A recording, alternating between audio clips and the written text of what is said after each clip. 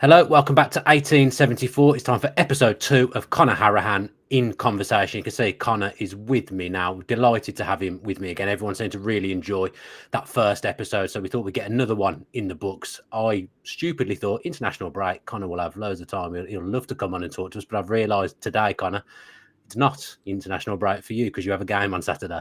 Yeah, still working hard then over international break. I'm afraid we're one of the games in League One that's still on. So yeah, working hard. It's probably the opposite way around. If I had time off, I'd probably be blanking you because I'd be busy with the family and kids or away for a few days.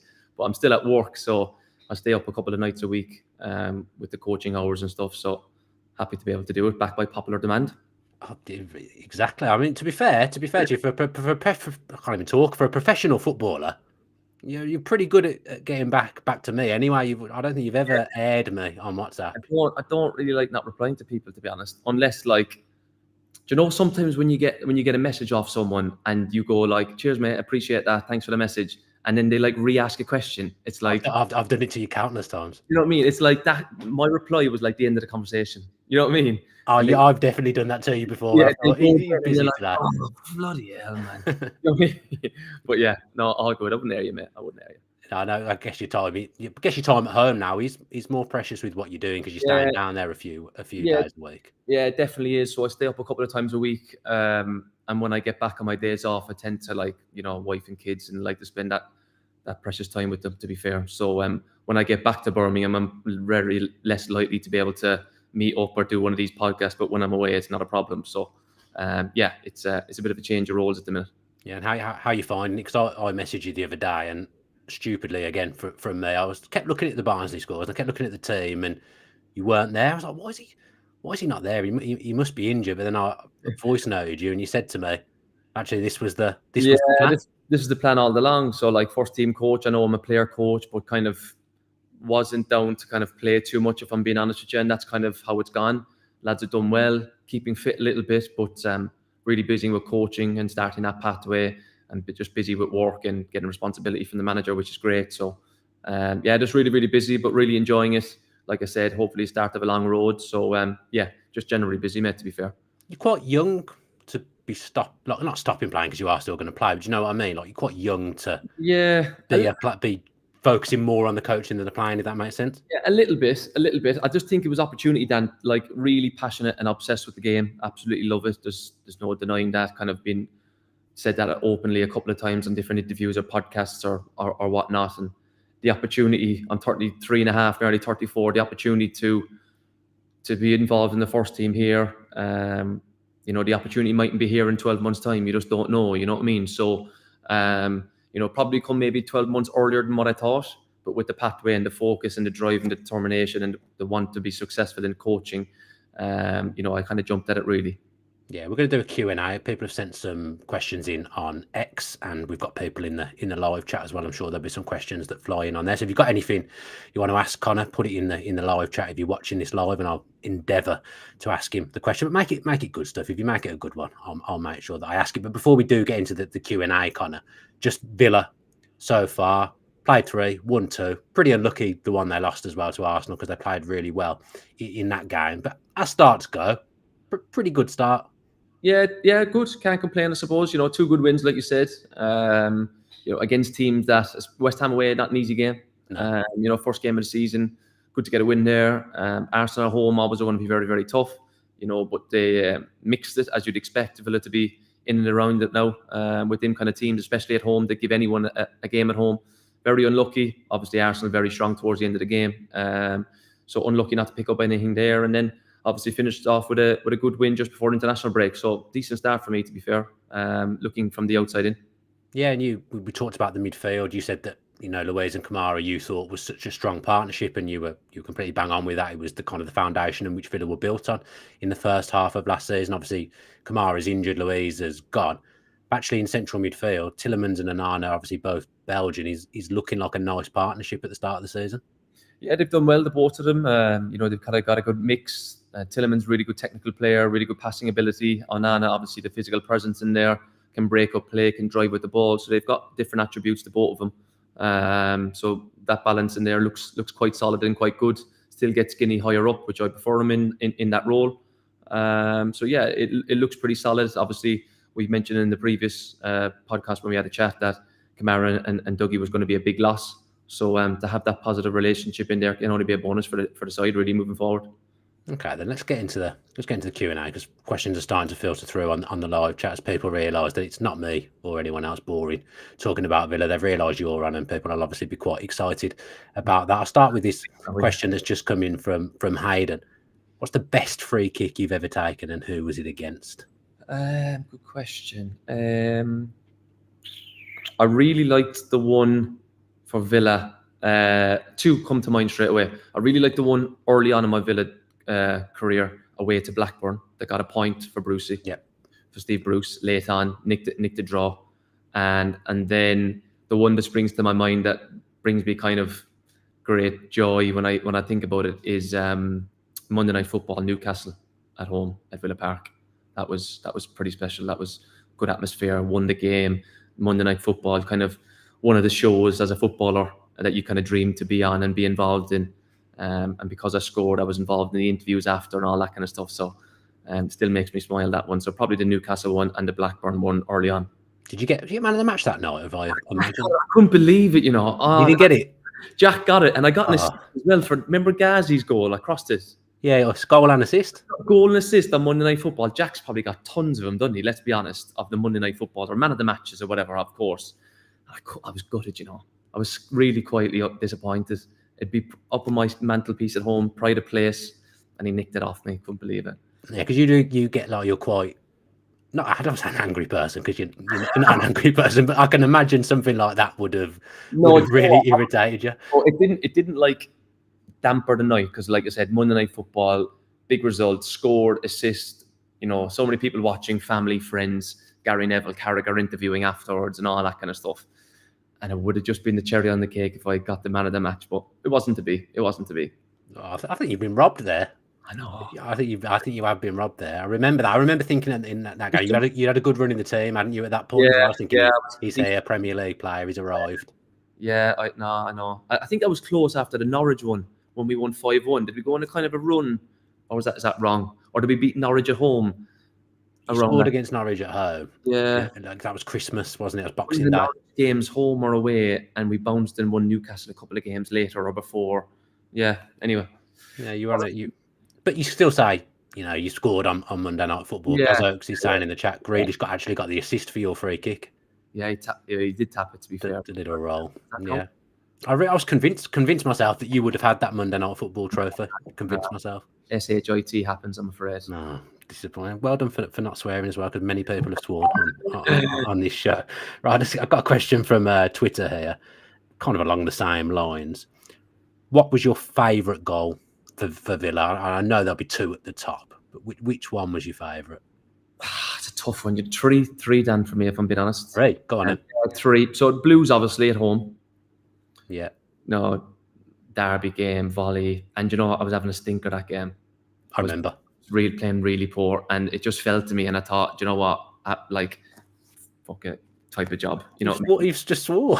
I know. But I didn't want to spell again. It's a bit crap in there. And I just put my foot through it, and luckily enough, it went in. But I was having a poor game. I was, and I'll be honest about that. Obviously, West Brom in the playoffs speaks for itself. Still get goosebumps every time I see it. And just a special one for myself. Norwich away, first Premier League goal. I'd worked so hard. I worked so hard to get to the Premier League, and to kind of tick that big goal of mine off to score in the Premier League was a bit special. So Norwich away was quite special for myself as a personal one.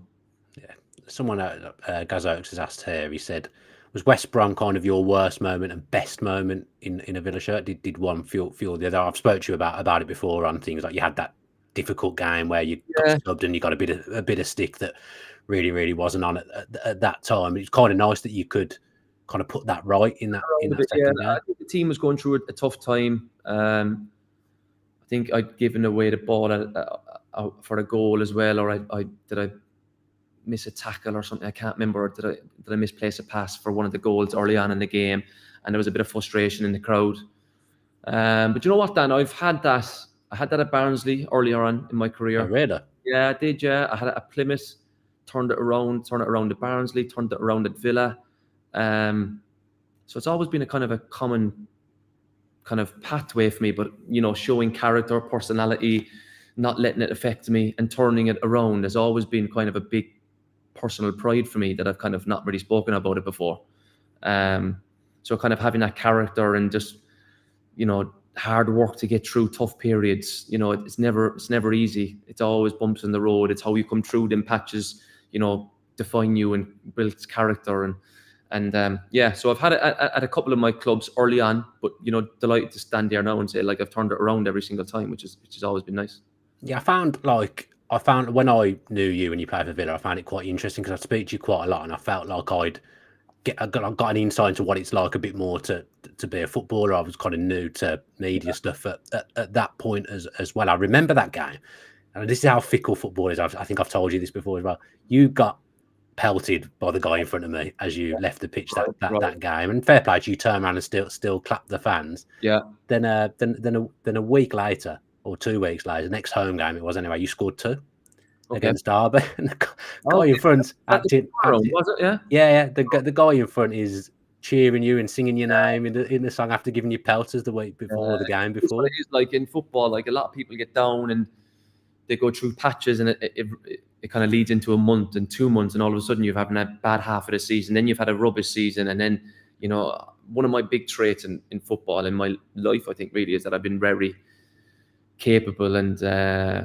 just to be able to overcome things mentally and just kind of just keep working hard, keep pursuing on the right roads, and it will turn for you. And I think that can be one of the biggest traits of all, really, to be honest. But you, in a game, if you're getting a bit of stick or you've done something not great, are you aware of it? Because I remember again in the Championship, probably around the same time when we weren't playing well. I was actually sat next to your brother at Brentford. Okay. And you went through 1-on-1, and you missed. Keeper saved. You went clean through. Remember that one? Okay. Keeper saved it, and we were going through a terrible time. The fans were getting on the players' backs a little bit, and again, like you were getting a bit of stick. I was sat next to your brother, who almost was like, "Oh, sorry." Right. Okay. Yeah. What's it like for families and stuff around that? That's obviously difficult. There's been some obviously away days where my wife has come around and come back home and been like, "Oh, I didn't enjoy that because of fans or whatever." You know what I mean? But I think at Villa. So say, for instance, at Barnsley, just take this as an example, the volume of the crowd's only going to be so loud because it's like 10, 11,000. So it sounds loud, but it's only 10, 11,000. At Villa Park, the volume of it is just so much more loud because it's like 45,000. So it's just the volume of, I always find in grounds, the capacity or the attendance creates the volume, obviously, because there's more people. So the drones and the kind of the size and the not the abuse, but people having a go at you. It's just louder because of the volume of people, because how many people are there. You know what I mean? So I just found at Villa, because it was, bigger crowds, bigger stadiums, it just sounded louder, really. I guess it works both ways, though, doesn't it? Because if you do well or you score a goal, then the difference is tenfold, isn't it? Yeah, exactly. So, rough with the smooth and just keep cracking on. Yeah. We've got Lee Johnson here. Again, something you would have spoken about before, but not everyone would have heard stuff that you've said previously. How did your Villa exit come about? Yeah, so I probably was a little bit naive and kind of a bit impatient in leaving when I went to Swansea. Probably about 6 months too early, in my opinion. So coming into the club, Ross had just come into the club. Barkley, that is. Jacob Ramsey had just kind of established himself in the first team, kind of getting in there. Both playing in my position, midfield. We had just signed, who else? Dougie was in and around at that time as well. So I was finding minutes hard to come by. This was in the second season of the Premier League. Yeah. Then by the January, I was like, I need to go. Sorry, it was Danny Drinkwater, I think we signed. Not Dougie. Dougie was already there. I think Danny Drinkwater was there as well. Oh, no, it was Sanson. Was it Sanson, right? Yeah, it was on Sanson. So by January, I was like, need to go. Because I just wanted to play football. I loved the game and I didn't want to be sitting around on the bench. So Swansea came about. They were top 4 in the Championship. We got to the playoff final and that was great. Enjoyed it. But by a month after leaving, Sanson got a really bad injury, didn't play again. Ross lost form, was out with the team probably by March. So if I'd hung around, I probably would have played a little bit more if I'd just been a little bit more patient. So then obviously by the time the summer came, I'd already gone to Swansea. Done okay, but obviously then Villa. But the summer I left then to go to Sheffield United, that summer we were signing players like Danny Ings, Ashley Young. You know, the club had gone to a new level. Who else was there that summer? Young, Ings, Bailey, Buendia, yeah, and the club just kind of went to a new level. So I think probably left 6 months too early in terms of going to Swansea. Would have been good if I just was a little bit more patient, but that was just because I didn't want to hang around and not play football. And if I just played a little bit more, maybe towards the end of the season, March, April, you never know how the second season would have went in terms of what I've gone to Sheffield United, what I've stuck around, and what have you. So probably just a little bit of, you know, naivety from my point of view, that I just wanted to keep playing football and not miss out on an opportunity to, you know, go to Swansea at a good level. They could have got promoted to the Premier League. We'll have to play our final. And maybe things could have been a little bit different for a little bit of time. But I definitely think come that summer, I would have went anyway because the club were moving on to a new level. But that's you, isn't it? You're quite impatient and you want to play. And if you're not playing, like I know that you used to go and knock on Dean Smith's door quite a lot. Is that unusual for someone to do that? Or do you think you did it probably more often than other players? I just think when I got to Villa and I started being in and out of the team, I'd worked so hard in my career to get from League 2 all the way to the Premier League. I could kind of get it in the Championship a little bit, not maybe having a couple of games out, because I knew with the players that were in the dressing room, I'd always get back in, if that makes sense. Yeah. I knew I was around that level, that I'd always get in after a couple of games. But in the Premier League, obviously, I'd worked so hard to get there. I got really frustrated really quick by not getting as much games as I would like. Obviously, then we had signed better players. Every transfer window, the club were going from strength to strength. And if someone just kind of sat me down a little bit and gone, Conor, just hold your horses a little bit, just calm down, just let's see how the next few months pan out and reassess in the summer, it might have been good. But I don't regret it either, because look, I'm really close to Steve Cooper. He's helped me loads on my coaching journey, made new connections, like that kind of thing from new clubs. So, you know, I suppose you do regret it a little bit, but I've also gained from it in another way as well. Oh, that's good to hear. Got a question, another one from James Corton, not James Corden, James Corton. We've got two questions here, kind of. He says, other than Jack Grealish, who was the most talented player you played with at Villa, and who did you room with, if that's still a thing? Nah, rooming's gone. Has it? That's disappointing to hear. Yeah, rooming's been gone for a while, to be honest. The last really roomed with someone, it was a while, you know. Would he have even been at Villa? Not at Villa. Really? No, not at Villa. Not at Sheffield United. Not at Derby last year. Not at Swansea. I've learned something new here. I just assumed that was still a thing. That's gone.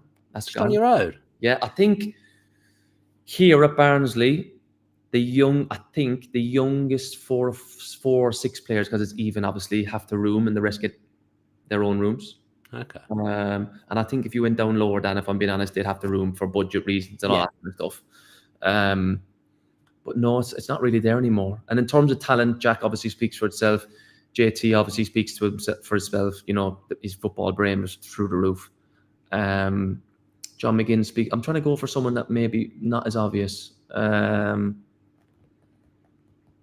you know what I'm going to go for? And it is obvious, and I think we spoke about it in the podcast last time. Esri. Really? Yeah, Esri was really good, man. Really, really good. You know, really quick. Never gets beaten 1v1. Really good on the ball. The way every kind of 6 months he developed into, like, he was just getting better and better and better. I think I had 18 months with him. So we signed him, correct me if I'm wrong, this summer we went up to the Prem. Yeah. Yeah, and then I was there for 18 months after that. And every time and even when I went back for my couple of loans and trained with him again, I was like, bloody hell, you're just improving all the time.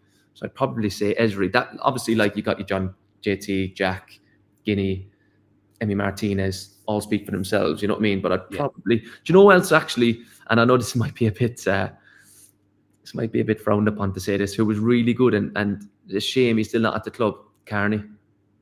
No, that's. I remember speaking to him about him actually just before he left. Yeah, he was 17 and he was training with us, and he was poor. He was top drawer, top level. And now he's just at Chelsea, not wanted. Yeah, exactly. Just a shame. For like young talent, a 17-year-old, I've probably not seen it that good because, you know, I'd been at like League 2, League 1, Championship, and you're obviously decent 18-year-olds, 19-year-olds. Yeah. He was the one in the Prem for that period I was with Villa, and I was like, wow, you are a top 17-year-old. You're coming to training with us, and you're bossing it. It's a shame because if he'd just hung around, Yeah, a little bit. Emery would have come in. Yeah. And you think oh, he would have. You know, There would have just been a place for him, wouldn't there? You know, in that pocket that Jacob Ramsey gets in and drives and stuff like that. You know, JJ's obviously been injured a little bit. Would he have had more minutes? Probably. You know, but yeah. Sad to hear that. I did think in the summer, obviously he's not wanted at Chelsea. Would there be any way we could get him back? But obviously we couldn't spend any money.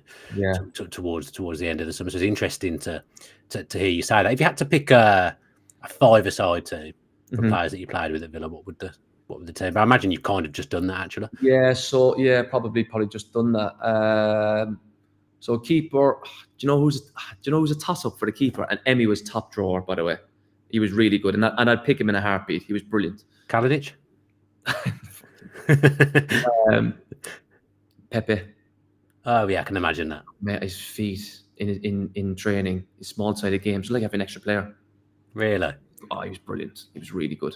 But Emmy in goal. So I've got four more. You're looking at your spine. So you're looking at JT.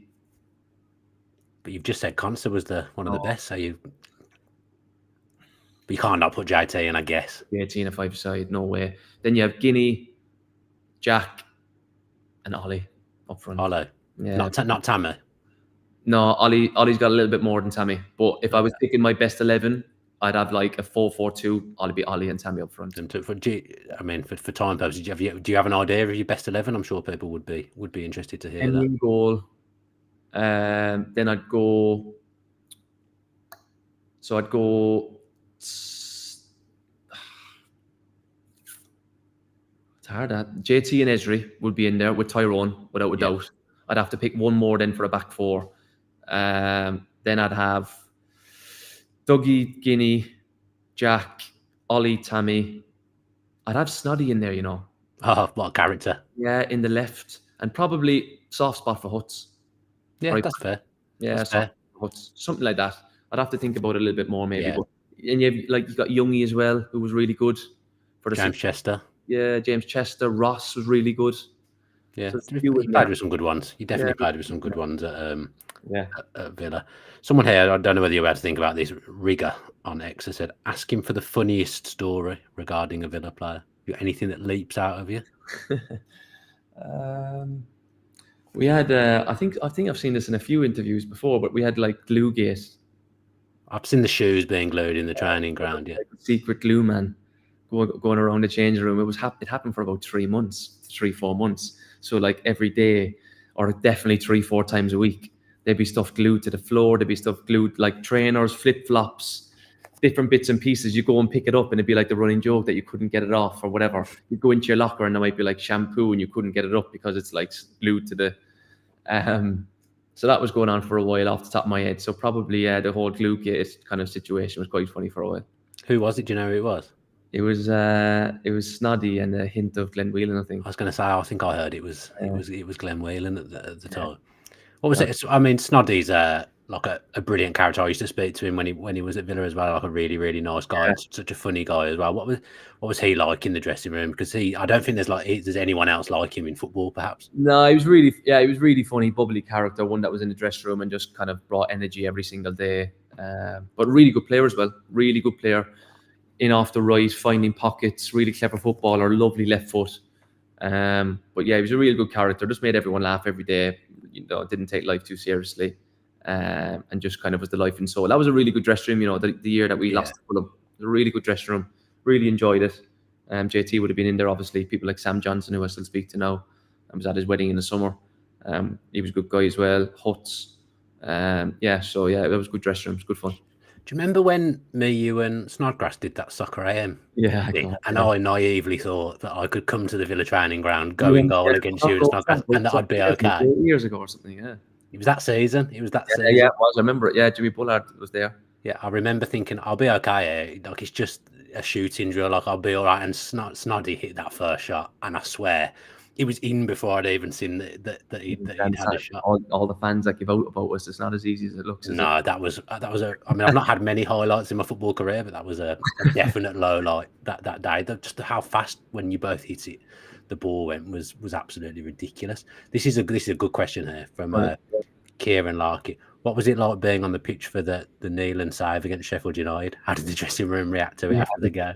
Yeah, it was bizarre. I can't remember the dressing room, but I can definitely remember on the pitch. I think if you probably look back at that clip, my body language definitely was like, I'm walking back to the halfway line. It's a clear goal. Like, I don't know how it didn't get given. Like, camera discrepancy, wasn't there? There's a problem with the cameras. The ball in the net. Like, literally, didn't he? Like, Premier League, top level in the world, obviously. VAR was it new at the time? It was the first season, but this was the first game back after COVID. After COVID, yes.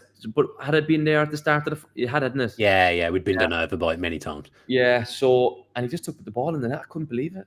It's got, like, yeah, the reaction was bizarre. I can't remember what happened in the dressing room. It was that long ago. But my reaction was like, goal, we're 1 down.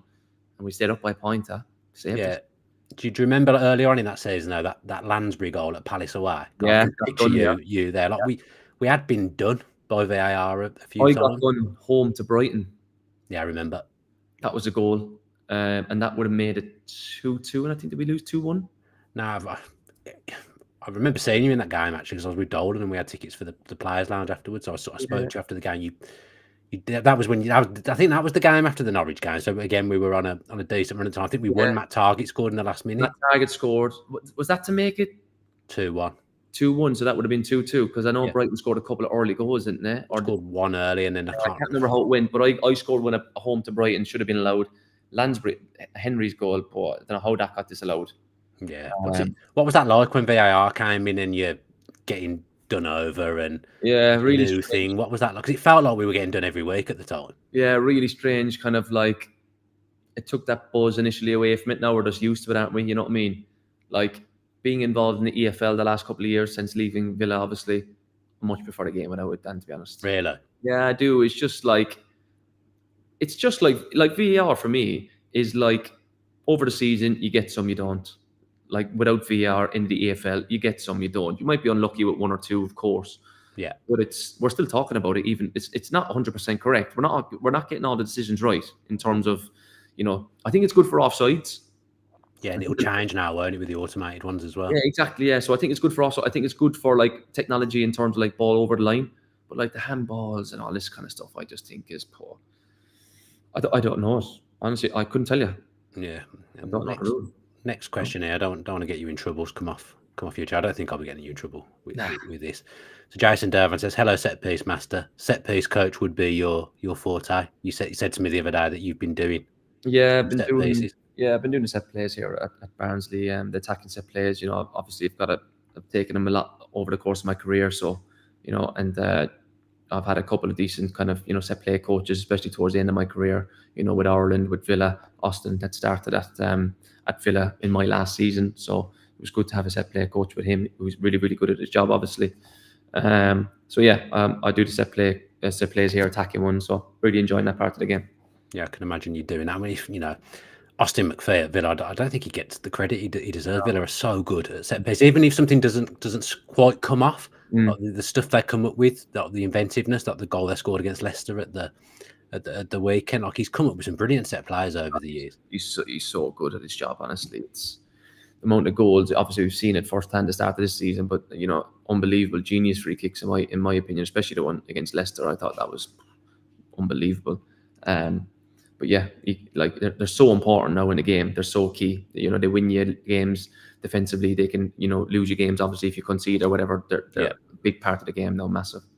Yeah, I mean, apparently that I don't remember it, but people when we did a pod the other day were saying that Villa actually did that set piece against Leicester against Liverpool a few years ago. So it's like we've just seen that kind of over the last couple of days. It's kind of resurfaced on Twitter, isn't it? You know what I mean? I haven't seen that, but yeah, someone said that they had. That's like to do something and then we'll just save that for a year and a half or whatever. It's like crazy, the level of detail. That's crazy. Right, what have we got here? Emma on Twitter or X says, has he framed any of his Villa football shirts from special games, and if so, which ones? I haven't, I am. How surprises me with you. I would have thought that you would have done. You know what, Dan? I'm not big on memorabilia.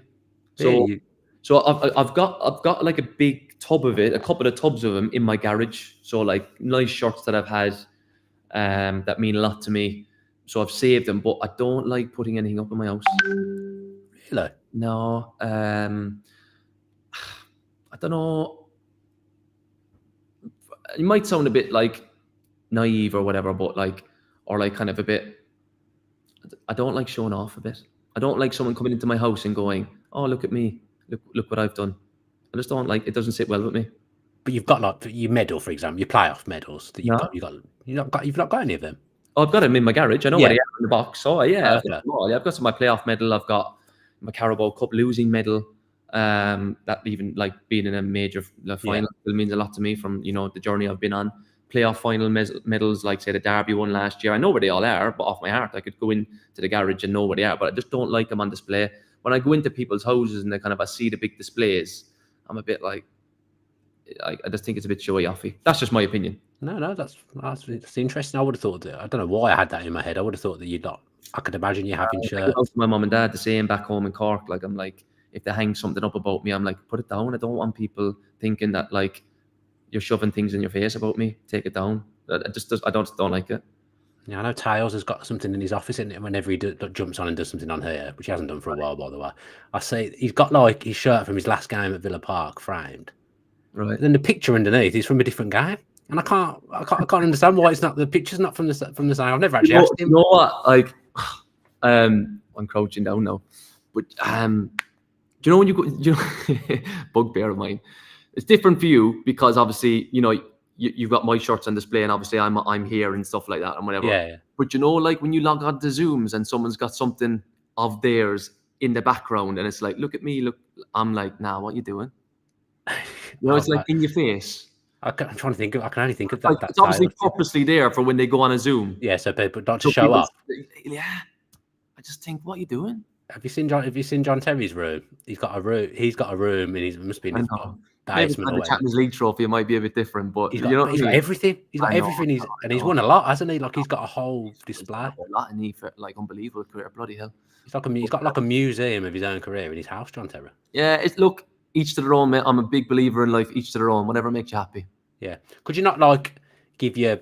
I know your family absolutely love it. They're always in the away end and stuff. Would they not want like some of your shirts to put on so an Ireland shirt, for example? They've got one or two at home.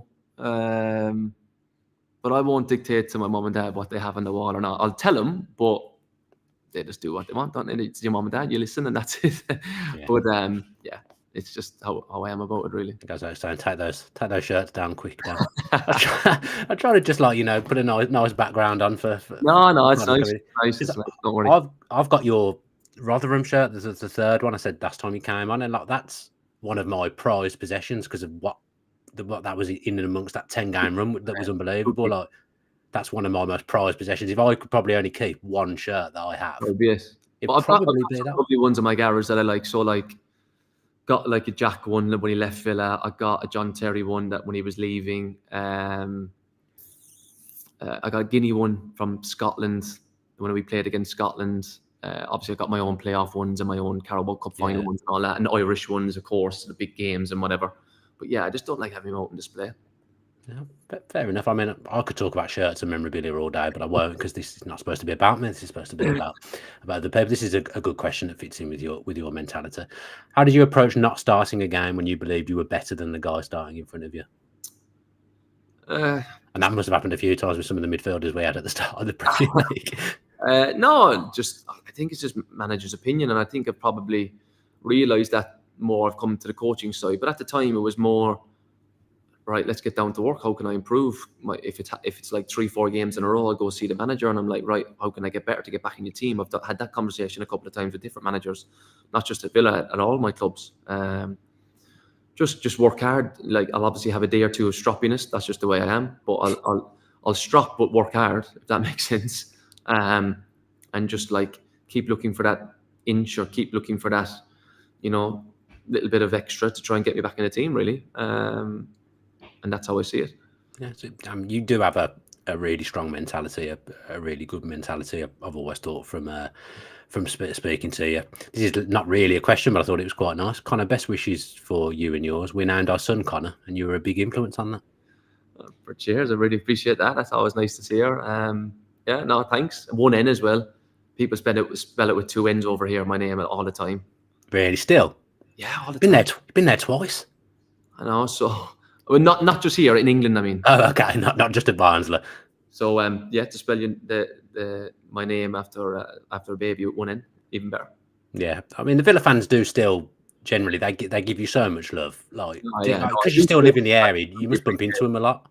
Who's that? Because you live in the area, you must. Sorry, yeah, I do. You must bump into Villa fans all the time still. All the time, and it is lovely. Don't get me wrong; it's really nice to know would I still be living in the area if it hadn't gone well? Probably not. You know what I mean? So to be settled in the area now and see kind of my future where we're living now is really nice, and especially because it's such a historic big club, to have left a little bit of a mark on the journey is quite special, really. Yeah, another question here from X.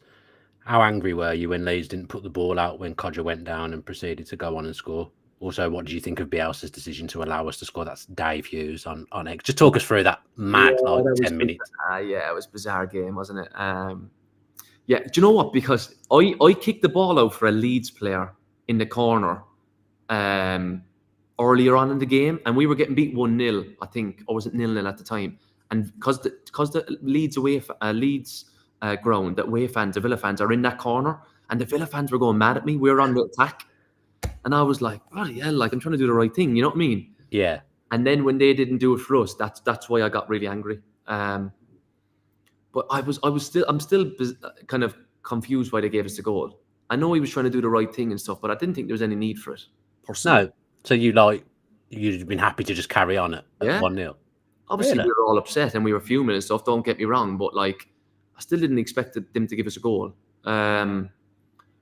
So to get it was great, obviously, but yeah, it was just a bizarre game. People go on about obviously there's a few games that people go on about all the time, but in terms of like Villa fans going about like the West Brom game, Blues game, and stuff like that. But outside of Villa, people always go on about the Leeds game for that reason. It was carnage, and obviously Jacket Blues. Yeah, I mean, two games, and that they were both kind of in and around that time, weren't they?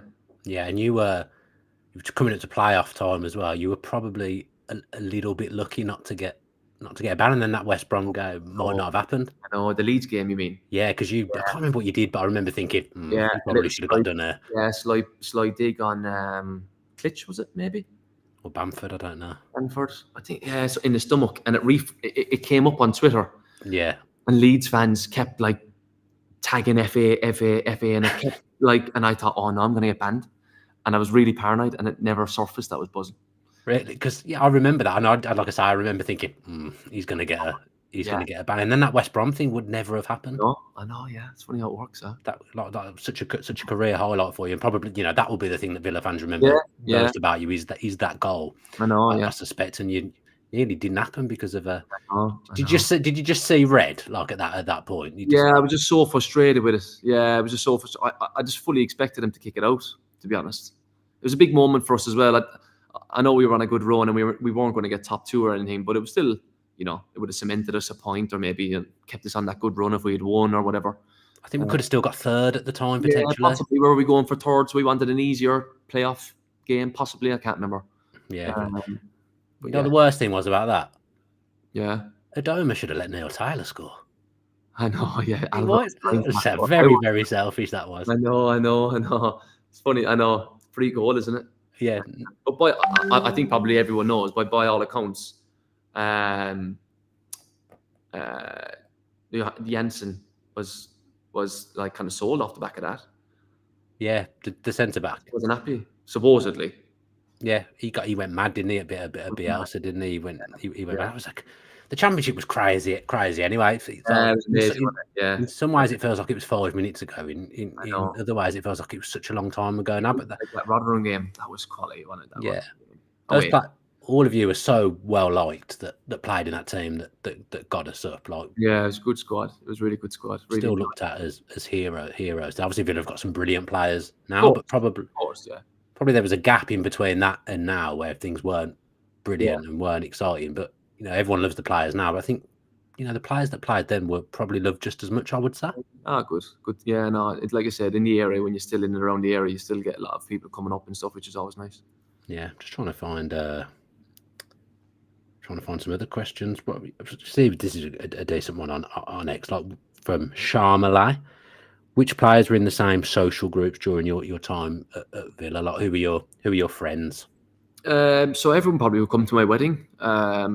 So Sam Johnson was there, Jack, John. Who else was there? Neil Taylor, Tom Heaton, James Chester.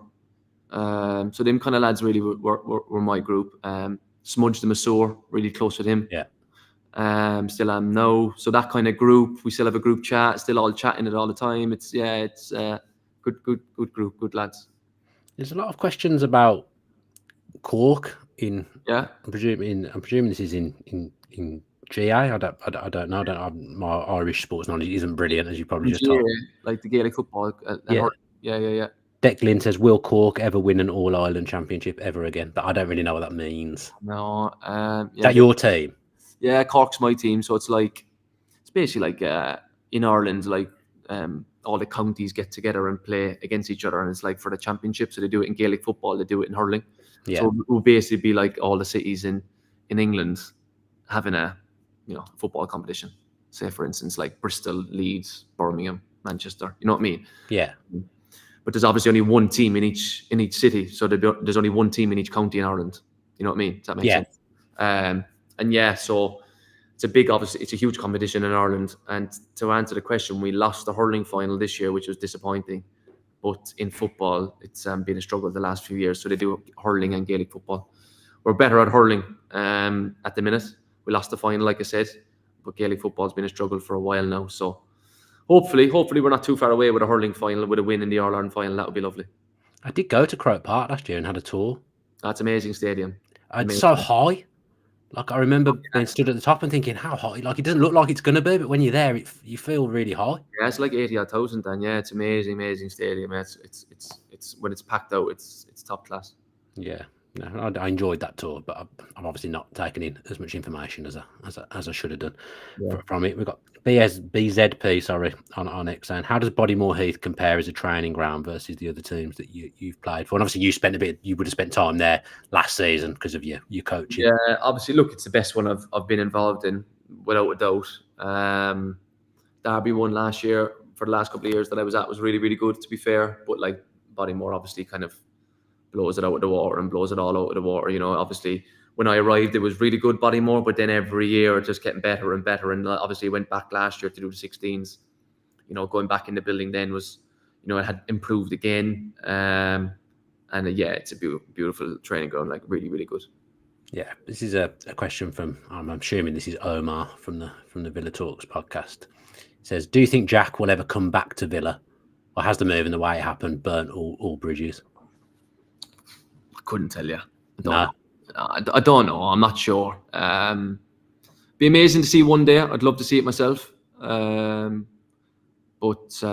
has that ship sailed? I couldn't tell you. I'm being honest. But what I would say is that I really want to see him back to his best this year. I think he's got so much more to offer. Unbelievable player, top guy, brilliant person. I still speak to him now a little bit. So yeah, I just hope he's comes through his up and down year last year, and we see the top class Jack Grealish that we all know this year. Because when he's in full flow, he's so good to watch. Yeah, I still speak to his dad, and I met up with him in Manchester last season at some point. I don't think he'll ever come back. Is my thoughts. But I think anyone who's ever given him abuse, he just doesn't deserve that at all, because everything he did for Villa and that team. No, it was unbelievable. Yeah, it's quite interesting. I'd forgotten about this until I read something in the Athletic this morning. So obviously he's back in the England squad now. He could play on Saturday. He'd be in for a difficult reception. Yeah, that would be interesting. But I think Declan will get worse. Really? Yeah, just because Jack never played for the first team, to be fair. So I think because Declan got a couple of caps, Jack gets dragged into that conversation. But he never played for the first team, Jack, to be fair to him. No. We've often seen that many a time. But because Declan obviously played a couple of 4 caps, I played in a couple of them games as well. As I say, did you play with him? Yeah, I played in definitely 2 or 3. Didn't play in all of them, I don't think. Declan's probably spoken about more, and then just Jack gets brought into the conversation, but shouldn't, in my opinion. Okay, but I mean, Declan, I'd have thought will 100% start. Jack may, exactly. or I imagine he'll be on the pitch at some point. But he's had a good pre-season at City anyway, by all accounts. Just again, started the season with an annoying injury. Is he doing well? Exactly. Yeah, what a player. I think he'll be back this season. I think he'll be back to the Jack when they won the treble. I really do. I really hope so. He's brilliant. Yeah, he'll come good. Cash on X says, could you ask him which position did he prefer playing in? Under Dino, he played mostly as a number 6. What did you prefer? Probably as an 8, if I'm being honest. I like to affect the game in terms of like goals and assists, and that's always something that I've had in my game that's kept me in the team. So for instance, like I wasn't the quickest, wasn't physically the strongest, but I always thought like, what can keep me in the team? And if I affect games in terms of getting good numbers, that was my kind of strength. So when I moved back to the number 6, I couldn't affect the game as much. I was technically decent. I could pass the ball, don't get me wrong, but I couldn't affect the game as much higher up. And look, the reason why I ended up being a number 6 for Dean really is because Jack and John were playing in their number 8 positions, and I wasn't going to get a game. They were that good, the both of them. They had an unbelievable partnership in that year as number 8s, running the games, running the show. So I wasn't going to play. So me and Dean obviously kind of had a conversation where can I fit in, and that's why I kind of ended up being the 6 really. Yeah, you did well there as well, didn't you? In that note. Yeah, we looked towards the end of the season. Obviously, we dominated a lot of the games, and Jack and John were like running the show, like I said. So giving the ball to them was obviously a big help for me. They had the legs in there as well, especially John covering the ground. And I think we had a bit of everything. We had a little bit of quality in terms of like, Jack and John, obviously. I was decent passer. John had his physicality. Jack could drive past people. So we had a little bit of everything, which was a decent balance. And we all got on really well as people as well as guys. You know what I mean? And see Cole play together, didn't you? The 3 of you. Yeah, that was good. Very good concept last year. Yeah. Remember seeing the picture. Peter Hennessy, you might not want to answer 50% of this question from X. Best and worst trainer at Villa. Best. That's an interesting one. The best one. Look, in terms of like, by the end, Jack in training, like taking the mick over everyone. He was that good. He was so good. Like he was dribbling past everyone like I'd never seen before. So he was obviously the best. The worst, I'd struggle to say that, to be honest with you. I think some players turn it on match day, like don't really care for training. I guess so they can be a really good player and be brilliant on a match day, but they don't really fancy training. Yeah, are they like that? Not off the top of my head, to be fair. There will have been a couple, don't get me wrong, but to name someone, I'll sit on the fence on that one, I'm afraid. But Jack was top. Jack was top, yeah. Tom Parker on X says, would like to know Conor's views on Ireland and the new manager. Yeah, it's a real interesting one. Obviously, he came out with the blue. There was a long process to try and get a manager. John O'Shea had done really, really well. I would have loved to seen John get it. I think he done a really good job kind of getting things together again after being put into a tough situation. So it would have been great for John to have got it, but obviously he didn't. They went a different way. And I know obviously the manager currently had a stint with Iceland when they were successful, and his last job was Jamaica. Did okay there. So it'll be interesting to see how he goes. John's obviously stayed on, which is great for the manager to be able to lean on John and his knowledge, of course. So yeah, it's going to be an interesting one, and one I'll be watching closely because I don't know too much about the new manager myself personally. Okay, your game on Saturday, so I presume you'll miss it. Yeah, well, it's 5:00, so we play at 3. Running into the dressing room. Yeah, I'll see. Probably by the time everything's settled down, I'll probably see the second half. Yeah, someone's just donated £2 in the super chat, so I'll send your £1 over. Connor, you're just saying that you're the best free kick taker and work hard for the team. So look, I appreciate that. Thank you. Yeah, get the £1 over to you and do bank transfer for you. PJJ says, hi Connor, thanks for all you did to us did for us. Sorry, did the Irish contingent of the 90s, McGrath, Staunton, etc., have any effect or influence on you choosing to come to Villa or your time with us? I don't think it probably affected me or wanted to go to Villa because of the Irish connection. It was just because how big the club was, really. Soon as Villa came in, I was just like, yeah, that's me. Just how big the club was, how historic it was. You know, the trophies that I had won, playing at Villa Park as your home games. You know, luckily enough for me, when I was leaving Barnsley, I had a couple of options. And like Villa came in a little bit late compared to some. But as soon as they came in, it was like, yeah, that was the one. So, but when I joined the club then, and when kind of, you know, obviously being Irish, I knew obviously Irish players that played for him, like the ones you've just mentioned, but I didn't realise how many Irish Villa fans there was until I signed. So many of them had reached out, and you know, Villa Irish supporters clubs and what have you. So the Irish contingent was massive, and I kind of got to realise that when I'd signed, really. Yeah, I said to you earlier that I went over to Ireland last year with Neil and Neil and Paddy for the Love of McGrath podcast, and me, Tails, and Max Stokes and some others went over. Do you reckon one day, you know, in a summer break, we could get you over there to meet all the Villa fans in Ireland and do a pod with Neil and Paddy? Well, I always go over to Ireland every summer, try and go over with my wife and kids, because obviously, you know, all my family's still over there, and I like to get over there for like 10 days, maybe 2 weeks. Every summer I always try and do it, and it might be a week one summer if I'm busy or whatever, but give or take a week or two. So one evening, yeah, be class to sort that out, definitely. Get you into Dublin and we'll meet all the Villa fans, because you know, honestly, that event was like nothing I've ever experienced. I've been so fortunate to, you know, meet Paul himself, you know, quite a few times, being in the club. And so that was an honour, because you know how highly he's regarded with the Villa fans is incredible, really. Yeah, but I mean, I only saw kind of the end of his time at Villa. I think I probably saw 3 years of him, maybe. But when you're a kid, you just don't appreciate defenders. Of course. No, so I didn't know what I was seeing, to be honest. But yeah, he was one of my dad's favourite players, and every kind of Villa fan that watched him, everyone said he's the best player that they've ever seen. We'll wrap it up very, very shortly. Just trying to. This is quite an interesting question from Jet here. What's it like having kids with English accents? Yeah, well, English is one. Birmingham, bloody yeah. Is he they Brummie? Oh yeah, proper. They sound like me. Yeah, proper.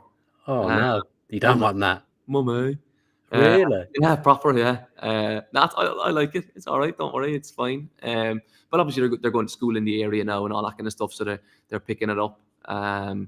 So yeah, it's fine. It is what it is. It's your kids. You see past all that kind of stuff once they're all right. I never even considered that your children would have Birmingham, because your wife's not. Where's your wife from? She's from Blackburn. Blackburn. Unbelievable mix in an Irish Blackburn and two Brummies. Yeah. Strange. Well, that's never ever thought of that. Yeah, proper Dan. Yeah. The accent's going to follow them around for the rest of their life, like it does for me. Just trying to think if there's anything else we can. So, if you've got anything you want to ask Conor, we're going to go in the next 5 minutes and let Conor get on with his evening. So that's fine. Chuck it in the live chat, and we'll think we'll get some questions. I'm trying to think if there's anything I want to know. Yeah, go for it, Jet. Anything?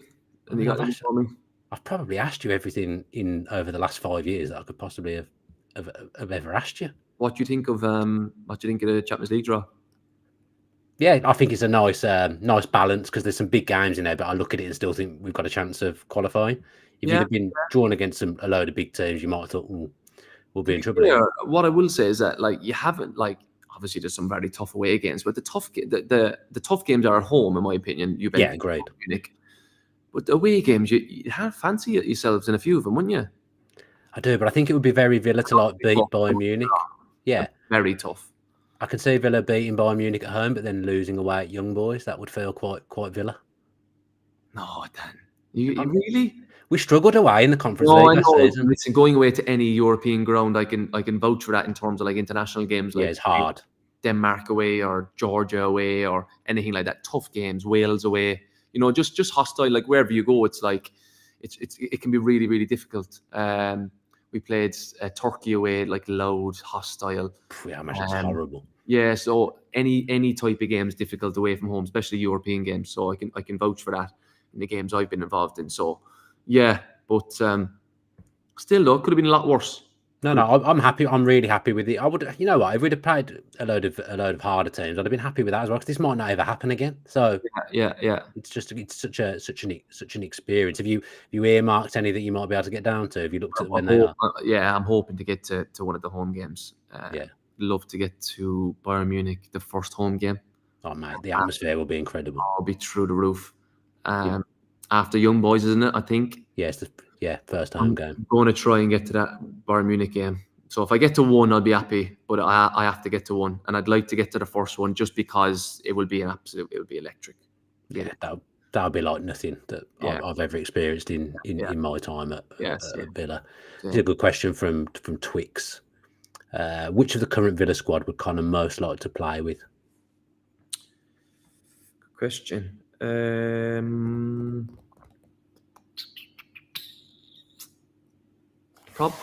Probably say. I really like Morgan Rogers. You know. Oh, he's brilliant. He's brilliant.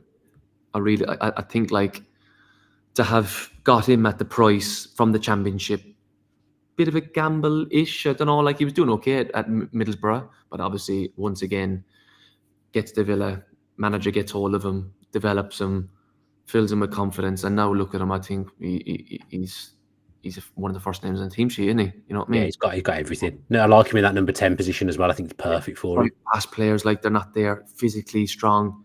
I really like him.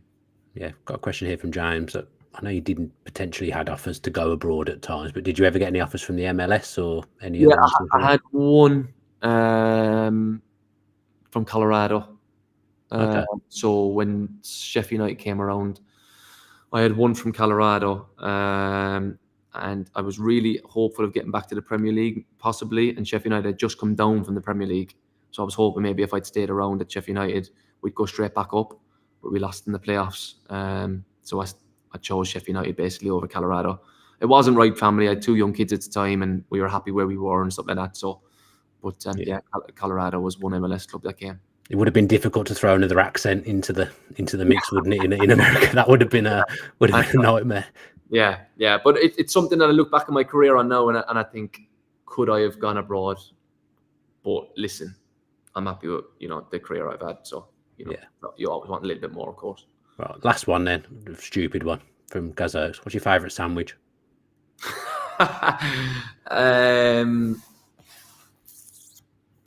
Probably like something like